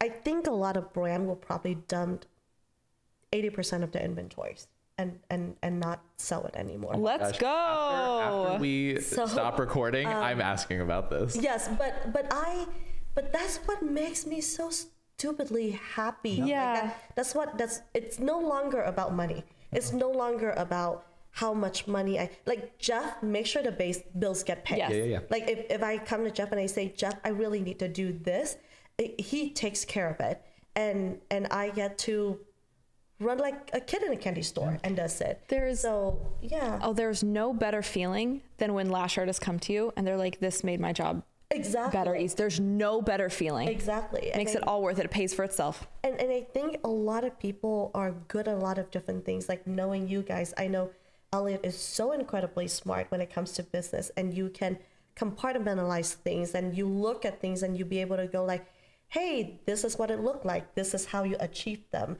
I look at you and I look at your social media, and I just want to like squeeze you and hug you, because I feel you are just the most personable person, and you are just so nice and kind, and you know, like people want to be your best friend because I want to be everyone's best friend. Yes, but that's your zone of genius. Yeah. And I'm weird and I'm kind of awkward, and I could never dance on TikTok and things, but this is what makes me happy. So I think the lash industry is going to see a lot of changes, and not just from what I'm working on. I know I talked to a lot of lash brand owner, and I think this is the year where they're like, oh shoot, time to step up, like time to just make sure that we make better things and not just putting another things on sale, or you know, try to make them in a different packaging. Who can run the biggest sale? Yeah, exactly.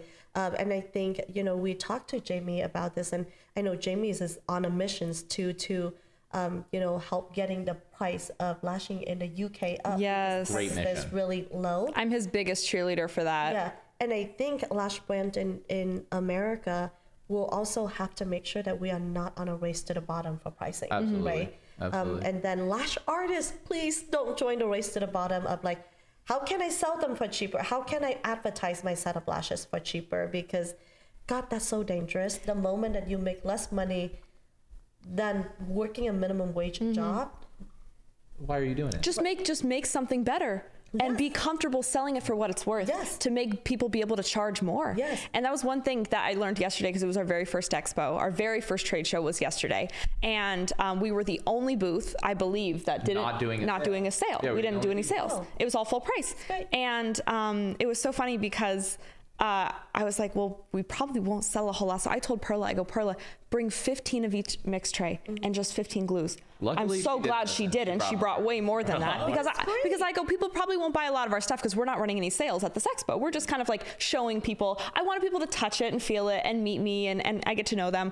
But we sold almost all of our product, and no one looked for a sales sign. We didn't have a price sheet. Everyone just came and they were buying tons and tons of stuff. Yeah, they were buying it because of the product. Yes, and I said this to Paul and Tuss yesterday. I say, I really want to make this video, and probably now that I say on the podcast, I won't make them anymore, but if you take a flight from point A to point B, we say if you fly from here to New York, you get on the same plane, it gets you from point A to point B.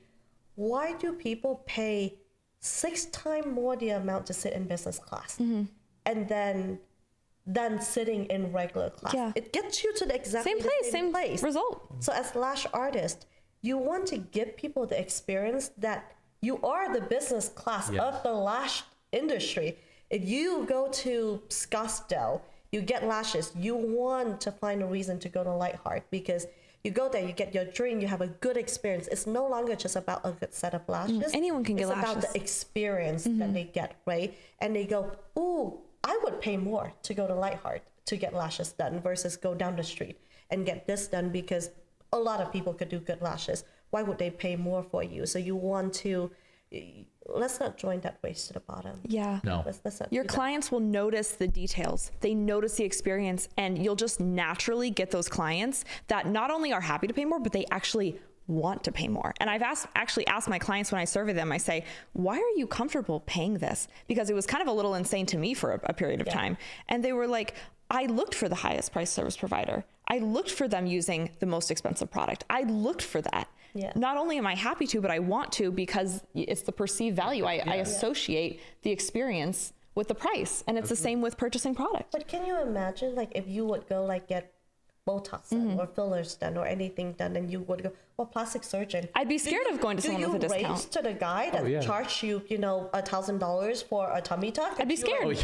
You're like, dude, he probably cut me open in the kitchen. They're taking my tummy. You're not getting the Groupon Botox. I'm like, then why do we think selling lashes for cheaper or doing services for lashes for cheaper is better. Right. And I know sometimes brands have to do sales because they have to move certain inventory, but continuously having a sales like every day is not the answer. Yeah. Yeah. Next question, Elliot. Okay, next question. It's kind of the opposite of the question I just asked you. I really like this quote from Jeff Bezos about how he thinks about Amazon's goals, where he says they try to think about what will not change over the next 10 years, what will never change, and then they optimize towards that. And I think while it's important to think about where the industry is going and how things are changing, what are the things that you think are never going to change in the lash industry, and that you think brands and lash artists and salon owners should optimize for? We were kind of talking about it with quality and like not trying to have a race to the bottom, but what do you think are other things that are going to be like always good and always relevant to optimize for in the lash industry? I think in the lash industry now, more than ever, we need good educators. I feel like brands, you need to, a lot of brand focus on how do we sell this, right? But brands need to focus on bringing in the educator to be a part of the brand and actually be available for their customer. That's how their customer grows. That will never change. New lash artists will always want to learn how to do things better, how to do, use your products better. I think that will never go away in the lash industry. I think the lash artist, I know a lot of people was worried about, certain companies coming out with robots and start doing lashes. I think they're a very long way away. Plus, robot doesn't talk to you. It doesn't do that. I don't know how much I trust a robot doing my lashes, and I've seen them in actions, and I've seen how they perform. And while I'm amazed at the technology, I don't think it'll ever replace the lash artist. I think we all of the brands still need to focus on how do we teach people how to do this better, not necessarily faster, but better in styling, introducing how people do better customer service, how they build their business. I don't think any of that's gonna go away. Lash, as long as women have two eyeballs, that's the thing. We always gonna be here. I mean, Lightheart always gonna be here, selling lashes, making people happy, selling their coffee, and I think a lot of people worry about like the DIY industry, DIY lashes, taking a good chunk out of eyelash extensions. I actually wear DIY lashes. Yeah, I do too in between. Yeah. And I'm pretty allergic to eyelash extensions. Yeah. Plus I have no patience. I'm very ADD, so I can't lay for 2 hours. But I just literally begged my sister 3 days ago. I'm like, I'm going to Arizona. Can you put a set of lashes on me? Because I saw all the girls on my team was getting lashes done. Extensions? Italy, extensions. And I'm like, they look so good.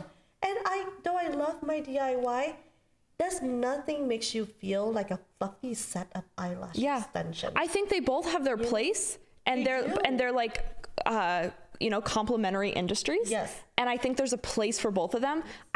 They're not the same thing. Yeah, I don't think DIY is gonna take a tons of people customer from eyelash extension. Yeah. But I think if the lash industry be a little bit more open-minded and wait for DIY to actually be a little bit more innovative, I could see a hybrid line between the two for people to offer them as like a temporarily, like a 1 week set, or prom seasons, or like wedding seasons. And I know a lot of lash artists are like, you use DIY lashes, bad on you. I really feel like it's the pro-mate time. Yes, It's exactly. Gonna come. Yeah. It's gonna come, doesn't matter how much people push back and how much people hate it. And once they try it and they're like, oh, they're okay too. It's okay too. And if you know that and accept it, maybe you'll be able to make money using it too. Right. Yeah. I will tell you guys my biggest beauty secret, and I actually just told this to Katie yesterday. She had no idea my biggest beauty secret. Michelle, and you saw me wear them the last 2 days and no one ever noticed. I do my own bottom lash extensions using strip lash glue. Really? Yes. Using strip lash okay. glue. I've never seen anyone do it before, but for like events when you have a full face of makeup on, and I have extensions all the time, I literally go in with strip lash adhesive, and our lashes are professional lashes. Yeah. I make my own little groups. And you may be onto something. I give myself 50 bottoms per eye. I think Madison's going to make bottom lashes get on. Yeah, you may be onto something. People ask for bottom lashes all the time. All the time. Yep. Yes. Ask that all the time. I do them, and I go, Katie, and we were going out to the Shamrock party. I go, let me do them on you. And I was like, there's a literal place for both at all times. People will always want clusters. They will always want extensions. I give myself both. I have a set of clusters on the bottom, extensions on the top. And that's okay, because I think when people go buy DIY lashes and they apply it on themselves, they typically don't have the same retentions as a lash artist applied them, because they can't get them that close. They can't get the adhesive to stick on that well. They can't fuse them that well. And also, they don't know styling the way that you do. That's true. I had my favorite client, not my favorite, well, I can't say that. They're all my favorite clients. All my clients are my celebrity clients, but I had my one longest, most loyal, special, like my family. Yeah. And she developed a horrible allergy over the course of 10 years getting lash extensions. And she was very particularly styled. And she was on camera every day. So she kind of was my celebrity client. She was a public figure. And she's on camera every day. And the thought of not having her lashes perfect, her spiky extensions, she couldn't even function. And so I go, well, get these clusters. I'm going to buy them for you. I'm going to give them to you. She goes, I need you to put them on me. I need you to sit with me for 2 hours and show me and do them for me. Right. And it's like, you can have clients for life in these scenarios. And without innovative clusters, because I had to teach her how to hand make, how to cut up the one from the store and put the spikes on. And now we have the spiky clusters, obviously, but it was when they weren't really a thing.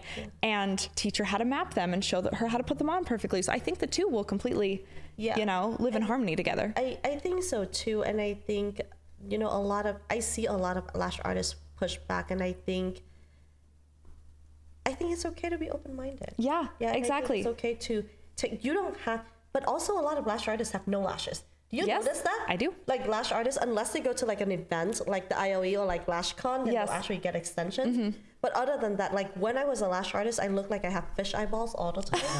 It's like no eyelash, just go like this. Hello. And I literally look like I have fish eyeballs. And once I get extensions on, it was so hard for me to maintenance. So if I was still lashing, I would probably do DIY lashes on me like every week. Yes. Yeah. I think it's when people think that they are like, they're not replacing eyelash extensions. They're just a complimentary service. Yeah. No, they can exist together. You have 2 other questions on here. I have Madison's questions for Michelle to close us out. Maddie's fun questions. I need to know, because you are so busy. You are the CEO mom extraordinaire. I need to know, first of all, what your skincare routine is, because you are always glowing. And because I know you're into K-beauty and I'm into K-beauty. I want to know your morning routine and your skincare routine. That's like, I'm always glowing because I'm like sweating. People are always like, you're glowing on videos. And I'm like, oh, I've been filming for 5 hours. I'm dripping with sweat. Yes, exactly. I'm like, I'm shiny. Did you see these light? They giant. Yes, natural highlighter. Right. I went to Korea last year. So I had terrible skin growing up. Really? Horrendous skin growing up. And about 2 years ago, I decided, I'm like, okay, Michelle, you gotta somewhat look together somehow, We don't care what you put on, we gotta take care of ourselves. And I look at pictures of myself, like when I first dated my husband, and I'm like, oh my God, baby Michelle. And now I'm like, Auntie Michelle. Because I just feel like I aged so fast the last probably 6 or 7 years. I looked so different 6-7 years ago. I don't sleep. And I talk that might be it. Minutes. Yeah, no, it does horrible thing for your skin, and I work 4 different time zones, so that would do that. But do you know that in Korea they almost don't sell very little makeup? They sell like almost no makeup. Oh yeah. Yes. I love K-beauty. Because Korean woman is in like 15-step skincare. Yes. Oh, yeah. Well, and they have all the like medical skincare too, like the Juva look. I did a treatment when I was in Korea, and it was the most painful skincare treatment I've ever done. But good God, I'll do it again. Yeah. Yes, and it was the difference. You go into these medical place, and you would just see like women were just sitting, and people were having like numbing cream all over their face. They take skincare so seriously, but one thing they do really well there is everyone wears sunscreen. Yes. Yeah. Everyone wears sunscreen. Well, and their sunscreen's so much better than ours. Yes, and they make their sunscreen at least 50. And that was one of the things. I'm like, oh my God, I could have just started by doing that. So I'm not on a 15-step skincare routine, but what really make a huge difference for me is I try to do a mask, like a sheet mask every other day. And that helps my Write that down. Write that down. Because then I'm too lazy to put on everything. Which sheet mask do you like? I use all kind of things, but vitamin C sheet mask seems to work really well for me. Ellie and I on our honeymoon, we went to Indonesia for a month. And we went to Indonesia for 1 month. I'm so jealous. Well, number one, because we were so young, and I was like, cheapest place to go on honeymoon. Yeah, literally. And you can Bali is beautiful. beautiful, but you can travel very cheap within Bali. Oh, it was great. $1 meals. Our hotels were like the same price for the 3 weeks as like our flights. It was awesome. Oh. So we had a really cheap, long honeymoon. And then at the end, Elliot and I went to Seoul for a week because the layover is in South Korea. So Elliot and I went to Seoul for the week. I love Seoul. It's my favorite city I've ever been to. If I were not Vietnamese, I would probably be Korean. Yeah. Like I make my own kimchi. Yes. I love Korea, and I was there for 2 weeks last year. I felt like home. Yes. When I was in Korea. It was really weird. Ellie and I always said, because when we were there, I was surprised because I was like, I've never heard of anyone going to Seoul or whatever, but when we were there and we stayed in this little high-rise, skinny little apartment, because they all live in these tiny little apartments, I was like, Elliot, if I ever lived in a city anywhere, this is the most beautiful, peaceful. The people were so nice. Everyone was so nice. And the food. The food I was had the best food I've ever had in my entire life in Seoul. We had like 6 meals a day. Why nobody talked about Korean beef? Is what I don't No one's understand. talking about the beef. Everyone talk about Japanese beef. Korean beef It's is so good. awesome. I remember there was like this one skincare street we were on. All the stores were Yes. skincare. Oh, Olive Young. I live in Olive Young. Yes, Olive Young. And I've been itching to go back. And I've recently become like obsessed with Korean beauty again. And you don't need a 15-step routine, but like just the simplicity of it, and it's very ingredient focused. Yes. And They have a lot of active ingredients. a lot of active ingredients, yes. And it's all very minimalist and not very fancy or like crazy packaging. It works.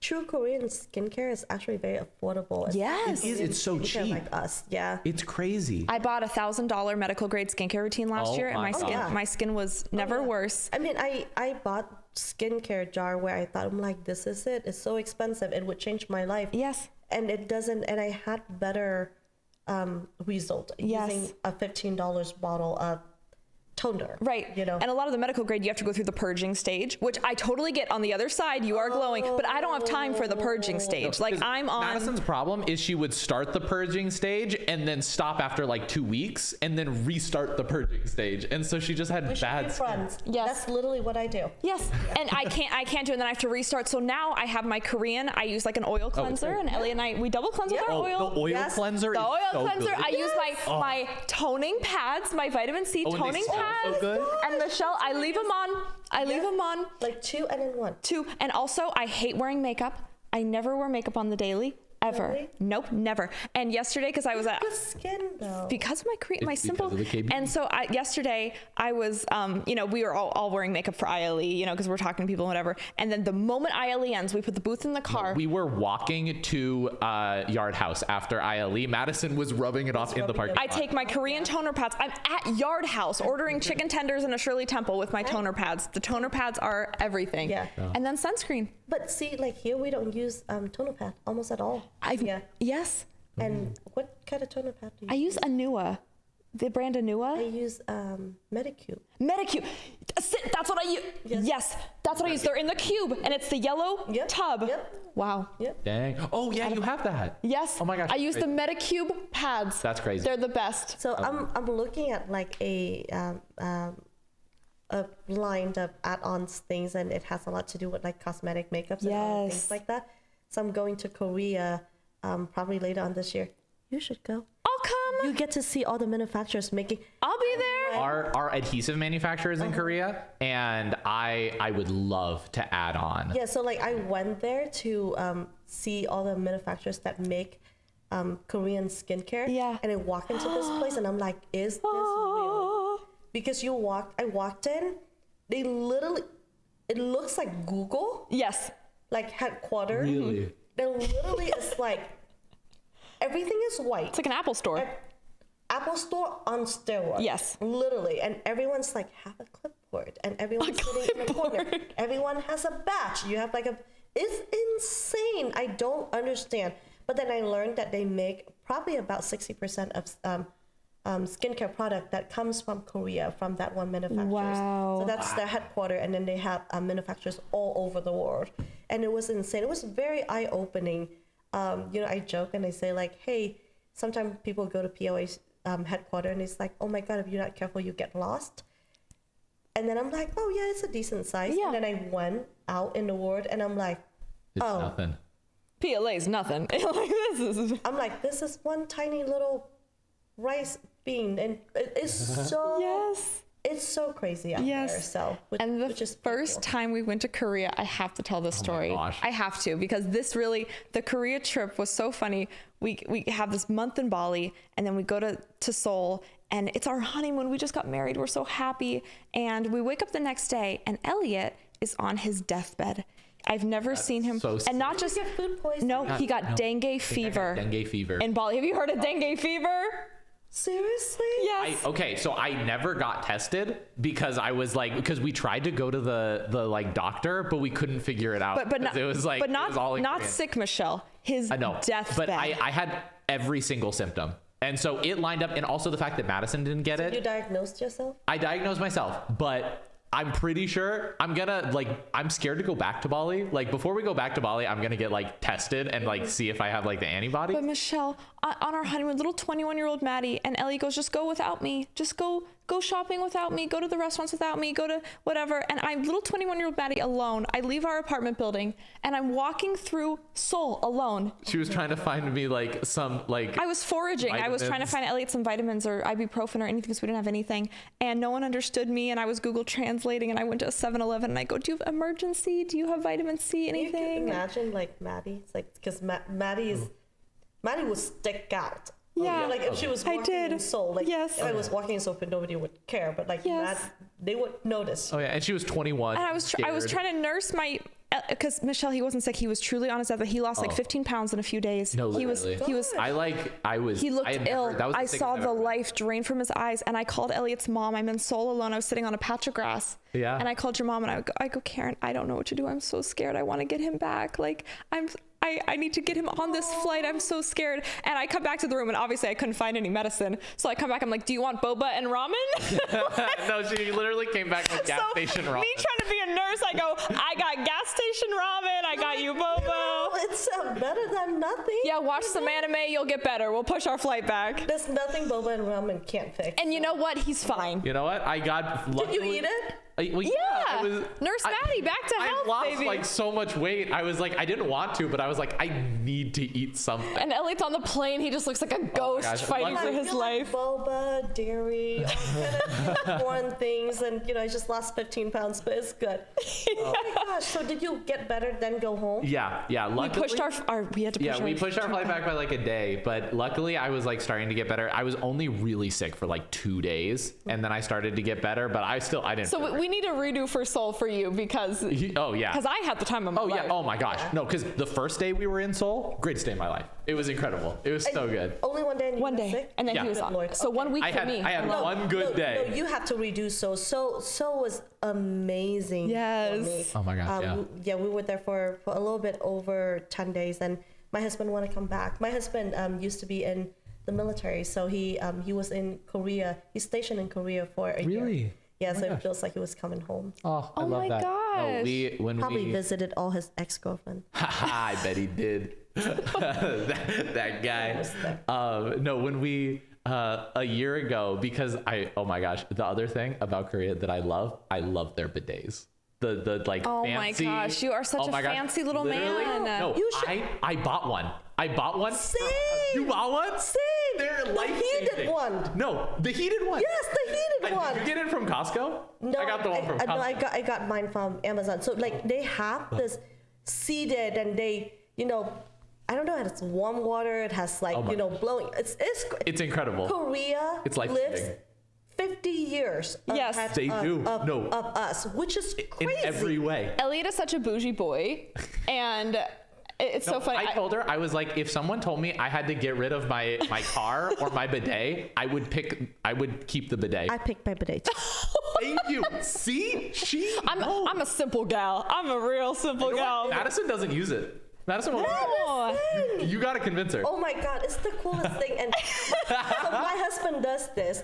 My husband say you can always tell how well or how advanced a country is when you go to use the public bathroom. Yeah. Oh yeah. So my husband does a series of, how people is like, great Starbucks in different city, great this in different city. My husband, great bathroom when he goes to different cities. That's awesome. Yes. That's awesome. I remember being in the airport in Korea and it's like they had like a remote, like a menu of options. And I was like, what are all these little icons? And Elliot comes out of the bathroom. He goes, I'm home. He goes, Daddy's home. Well, this is where I was meant to be. Public bathrooms are nice. The public bathrooms are amazing. Like public bathrooms in The Vietnam. stalls go all the way to the floor. Yes. Like why don't we have that technology here? So you've been to China. I've never been. No. We're going probably this year. Okay, so if you go to China, be prepared. Bathroom in China are squat bathrooms. Okay, Elliot goes, never mind. No, Never mind. We're not visiting the we're switching manufacturers.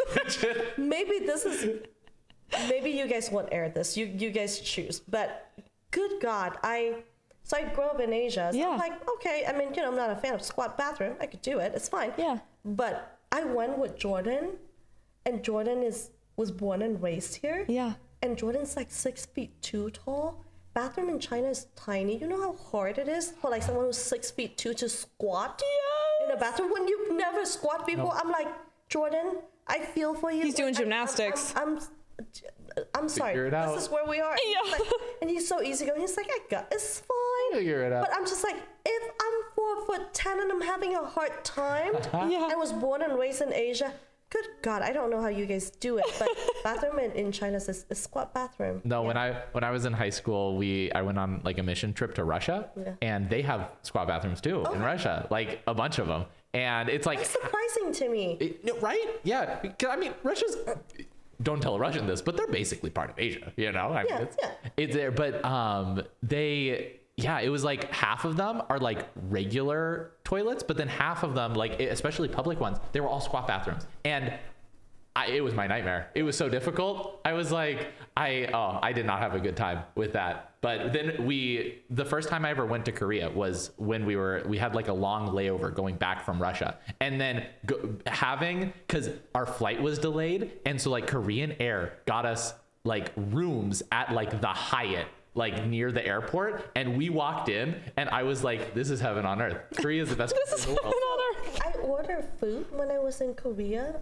I got in really late, so I ordered room service. And then I was in the bathroom, washing my makeup off, and then the phone rang. Because I was like, oh, maybe they knock on the door, and I didn't answer. I came out, answer the phone, and they say, oh, your, food is here, blah, blah, blah, please go out and open the door. I went out, there was a freaking robot in front of my door. Gosh. That's awesome. And then it's like Wall-E. Push it. Hello, Michelle. And then I push a button, and then like I took the food, and then it just like goodbye, and then it just left, and I'm like, that's awesome. They're living in the year 3000. Literally, like 50 years ahead of us, so we gotta catch up. But my gosh, you guys, we have to get Miss Michelle to the airport, but I just wanted to say thank you so much for taking the time to do our first guest appearance. This is the best episode we've ever had. And it's true. Perla, would you edit in some like sound effects and some flames and like just some like giant text on the screen? Best episode ever. But yeah, we're just so grateful for you, and I can't thank you enough. Like, not even as a brand owner, like as a lash artist, as a friend, as a person, like you are the kind of person that the industry needs. You have the biggest heart to love people, not just, I mean, it spreads. It's you, your team, your family, your mission, everyone you serve. Like every time I mention your name or I hear your name, people are like, oh, Michelle, she is just, I mean, people don't even have words for how intensely you care about this industry. And people can tell your heart through everything you do. And we're just honored to have you like in this time, in this industry, ahead of your time. You are just a visionary, and everyone loves you. And I'm really excited to see where PLA goes. Thank you. Yeah, this industry, not just give my family a roof over our head, give us stability, and it really helps me. I feel like I've done a lot of job, and some makes more money than others. Yeah. And I feel so much of myself when I work in the lash industry, where I was like, God, I hope this works. Yeah. I hope I get to stay here, and I hope I get to either make things lashing people or teaching people. It is a really kind industry. I feel the same way. I've never met kinder people or felt more at home. Beauty industry kind of get the bad reps for like being caddies and dramatics and all of this stuff. But I feel like lash artists, for the most part, are pretty self-serving. Yes. Like they really want to serve a lot. They want to make people feel happy. Yes. Like beautiful. There's bad apples in any industry, you know, and it's like I struggled to find community for 5-6 years out of my 8 years. And then we were like, we'll just make our own. And it's like, you will find your people. Don't write everyone off just because you've had a negative experience at a salon or with, you know, someone. Like, the people in this industry, especially the people at the top, the brand owners and everyone, the educators. I have met the kindest people in the entire world that I've ever met, with the biggest hearts to serve and love people. They like Paul and Tuss. Like, we love Paul and Tuss, and I know Paul and Tuss, you know, love a lot of lash brands, and they're like, I'm Switzerland, and I'm like, but can I call you if I have a question? Yeah. and I call Paul, and I'm like, Paul, I have this problem, and you know, obviously he doesn't have to tell me how to do it, but he does it out the goodness of his heart. And he talked to me on the phone for 30 minutes, and I'm like, I feel so much better. Yes. It could be a little bit lonely owning brands, so I'm glad we connect, and I'm glad we get to talk. People don't understand, I think, because from the outside, I always share, like, when people see my group of friends and like my influence around me, people are like, oh, like, are you in competition with all these people? Are these like your frenemies, whatever? And I go, oh no, it's not like that. Like, especially when we launched, I was like, the support that we have been met with from other industry professionals, like, it's genuine, it's real. Like, this industry is small, it is intimate, and the people in here are good. Yeah. And it's a very, I feel just like you, very comfortable where we are in this world, in this industry. It's a good place to be. I'm hoping I got a few more years in the lash industry. Me too. Oh, I hope so too. You better not sell, Michelle. Oh, no, do not sell. I have a lot of projects in place. So yeah, I do, but also I don't want to overstay my welcome either. You know, impossible. As long as we're welcome here, we'll keep grinding it out, you guys. Thank you. Yes. Well, thank you for having me. This is really fun. Is it fun? Of course, this is really fun. I like it. I feel honored. Oh, we feel honored. Thank you. I think all right, Elliot. Episode. Any closing words? In conclusion, you know, I think we came on so strong to Michelle because, like, what I feel like I did, especially because, like, once I started learning about like everything you've done, I like talked to Madison and I was like, Michelle is like the coolest person in the lash industry. Oh, yeah. And so like when we started talking, and I was like, Michelle responded to my text message, and I was like, and then she was, I was telling Madison, I was just like so excited to talk to you. And then once we like started talking, I was like, no, you're like the real deal. Oh, and I'm just so glad that you like, I don't want to be like too egotistical, but I'm really glad that like you enjoy talking to us too. No, because I feel really like blessed that we can like know you and like be friends with you and like spend time with you, because I really think like what you're doing is so amazing, and like I just love talking to you about that stuff. Mm-hmm. Actually, I was really impressed because I tell people, like, sometimes people talk to me and they say, oh, you know, what would you have done differently, and what did you do that worked and what you did that didn't work? And I've always been very open about like, hey, I tried this didn't work, or I wish I would have done this. I think you are probably one of the first few to actually listen to what I say and does it, because the amount of people that come ask me like, oh my gosh, Michelle, you know, what would you do? And I tell them, and then they like leave and do like completely the opposite. Right. And I was just like, okay, that's fine too. I hope it works, you know. But literally, you watch a video I did and you barcode your whole entire system. I barcoded everything. I'm like, please, if you're a brand owner, barcode your stuff, because otherwise, you would be crying 3 years and trying to barcode a 10,000 square foot house. I'd kill myself. Crazy. So I think ability to listen to advice and then, assess it and then apply it is huge. A lot of people don't do that. Yeah.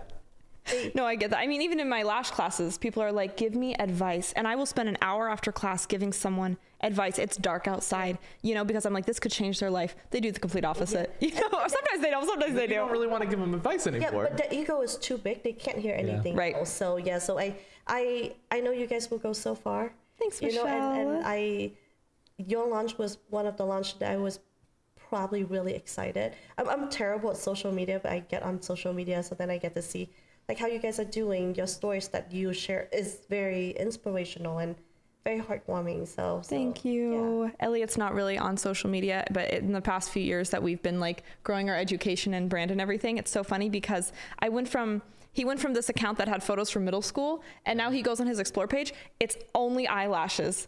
He follows like only lash artists, only lashes. And I'm just like, this is so funny. You've like become in my orbit. Oh yeah. And every day he's like, ooh, what's Jamie talking about? What's Madison talking about? What's Michelle talking about? What's Paul doing? It started happening over like last few weeks, but on my like explore page, which is like just the algorithm, it's like no one I follow or anything, but I'll start seeing our products pop up on my like, just like that are being recommended to me. Yes. And like seeing people use our products, and it's like, oh, that makes me so happy. Yeah, no, I think you guys are gonna immerse yourself in this wonderful industry, and I'm sure I will see you speak in many, many more stage, and see your boots start popping up in places. So I'm really excited. Thanks, Michelle. Wow. Until next time, besties. Thank you for listening to my last 2 brain cells. Smooches.